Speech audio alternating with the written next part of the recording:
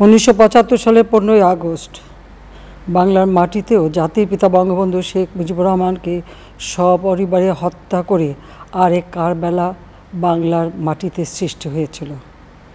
যারা শাহাদাত বরণ করেছেন আমি তাদের প্রতি শ্রদ্ধা জানাচ্ছি। 1971 সালে মহান মুক্তিযুদ্ধের 23 লাখ শহীদ এবং 2 লাখ নির্যাতিতা মা বোনের প্রতি শ্রদ্ধা জানাই। প্রিয় দেশবাসী, আজকে অত্যন্ত বেদনা ভারাক্রান্ত মন নিয়ে আপনাদের সামনে উপস্থিত হয়েছি। লাখো শহীদের রক্তের বিনিময়ে অর্জিত স্বাধীন বাংলাদেশের জনগণের আর্থসামাজিক উন্নয়নের জন্য নিরলসভাবে পরিশ্রম করে যাচ্ছি। বিগত 15 বছরের মধ্যে বাংলাদেশের মানুষের ভাগ্যের পরিবর্তন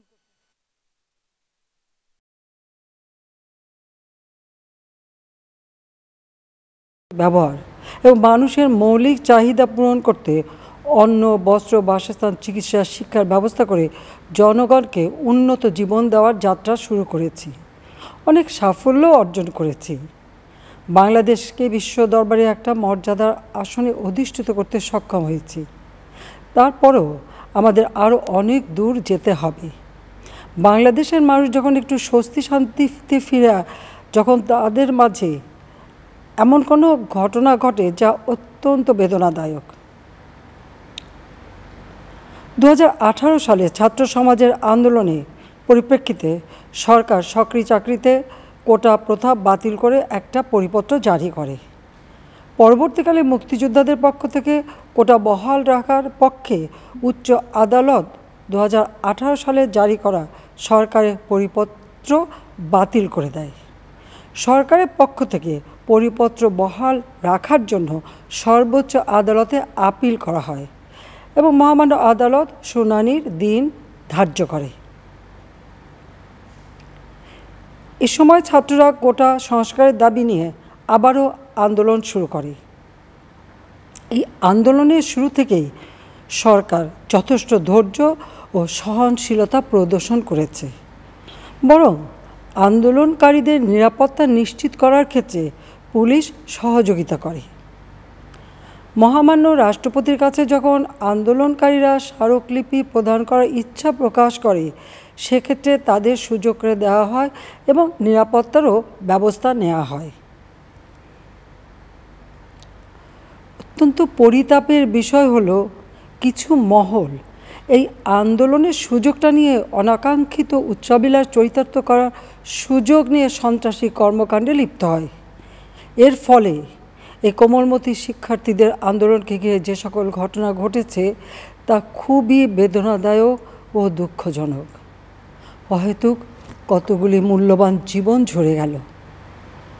আপনজন হারাবার বেদনা যে কত কষ্টের তা আমার থেকে আর কে বেশি জানে। যারা মৃত্যুবরণ করেছে তাদের আত্মার মাগফিরাত কামনা করছি। পরিবারের সদস্যদের প্রতি গভীর সমবেদনা জানাচ্ছি। আমি প্রতিটি হত্যাকাণ্ডের নিন্দা জানাই। যে সকল ঘটনা ঘটেছে তা কখনোই কাম্য ছিল না। চট্টগ্রামে সন্ত্রাসীরা বহুতল ভবনের ছাদ থেকে ছাত্রদের হত্যার উদ্দেশ্যে নির্মমভাবে নিচে ছুঁড়ে ফেলে দিয়েছে। অনেক ছাত্রের হাত পায়ের রগ কেটে দেয়, তাদের উপর লাঠি পেটা ও ধারালো অস্ত্র দ্বারা আঘাত করে। একজন মৃত্যুবরণ করেছে, অনেকে মৃত্যুর সাথে পাঞ্জা লড়ছে। ঢাকা, রংপুর এবং রাজশাহী বিশ্ববিদ্যালয়ের উপাচার্যের বাসভবন ও ছাত্রছাত্রীদের আবাসিক হলে অগ্নিসংযোগ ও ভাঙচুর করা হয়। সাধারণ পথচারী, দোকানিদের আক্রমণ, এমনকি রোগীবাহী অ্যাম্বুলেন্স চলাচলে বাধা প্রদান করা হয়। মেয়েদের হলে ছাত্রীদের উপর আক্রমণ করা হয়েছে এবং লাঞ্ছিত করা হচ্ছে। আবাসিক হলে প্রবোজদের হুমকি দেওয়া হয় এবং আক্রমণ করা হয়েছে। শিক্ষকদের উপর চড়াও হয়ে তাদের গায়ে হাত তোলা হয়েছে। আমি বিশ্বাস করি যারা কোটা সংস্কার আন্দোলনে জড়িত তাদের সাথে এই সকল সন্ত্রাসীদের কোনো সম্পর্ক নেই, বরং সন্ত্রাসীরা এদের মধ্যে ঢুকে সংঘাত ও নৈরাজ্যকর পরিস্থিতির সৃষ্টি করছে।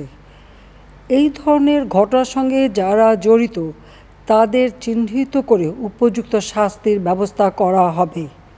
যারা হত্যাকাণ্ডের শিকার হয়েছে তাদের পরিবারের জন্য জীবন জীবিকা নির্বাহের ক্ষেত্রে যে সহযোগিতা দরকার তা আমি করব।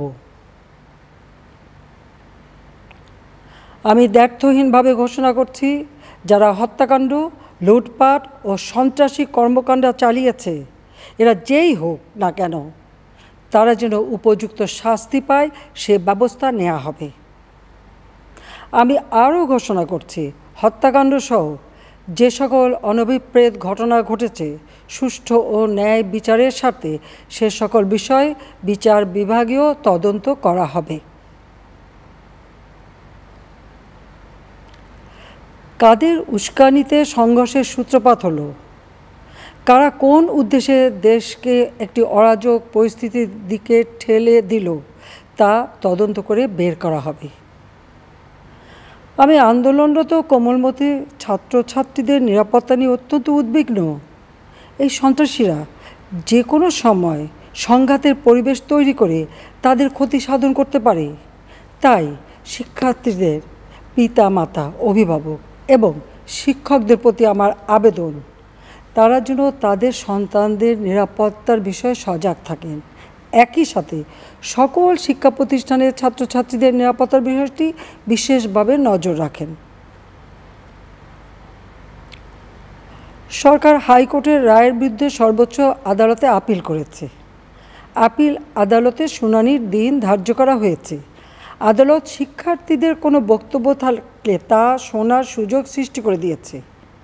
এই আইনি প্রক্রিয়ার মাধ্যমে সমস্যা সমাধানের সুযোগ রয়েছে। এই আইন প্রক্রিয়া সমাধানের সুযোগ থাকা সত্ত্বেও রাস্তায় আন্দোলনে নেমে দুষ্কৃতিকারীদের সংঘাতের সুযোগ করে দেবেন না।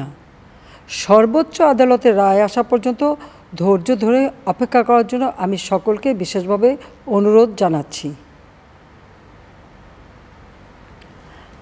আমার বিশ্বাস, আমাদের ছাত্র সমাজ উচ্চ আদালত থেকে ন্যায় বিচারই পাবে, তাদের হতাশ হতে হবে না। ইনশাল্লাহ মুক্তিযুদ্ধের চেতনায় আমাদের প্রিয় মাতৃভূমিকে সকলের সহযোগিতায় স্মার্ট বাংলাদেশ হিসেবে গড়ে তুলব। আমি আবারও এই অনাকাঙ্ক্ষিত ঘটনায় যারা নিহত হয়েছেন তাদের জন্য গভীর দুঃখ প্রকাশ করছি এবং পরিবারের সদস্যদের প্রতি আমার সমবেদনা জানাচ্ছি। খোদা হাফেজ। জয় বাংলা, জয় বঙ্গবন্ধু। বাংলাদেশ চিরজীবী হোক।